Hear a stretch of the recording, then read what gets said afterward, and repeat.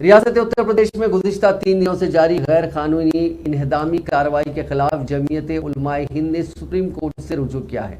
नुपुर शर्मा और नवीन जिंदाल की जानिब से तौहीन रसूल सल्लल्लाहु अलैहि वसल्लम के लिए बयानात जारी किए जाने के बाद कानपुर शहर में एहतजाज किया गया था, जिसके दौरान फसाद फूट पड़ा। एक जानिब जहां फसाद में मुसलमानों की यकतरफा गिरफ्तारियां हुई, वहीं दूसरी जानिब गुज़िश्ता 3 दिनों से कानपुर, प्रयागराज और सहारनपुर शहरों में इंतजामिया ने मुसलमानों की इमलाक को नुकसान पहुंचाना शुरू किया और देखते ही देखते मुतअद्दिद मकानात को बुलडोजर की मदद से जमींदोज कर दिया।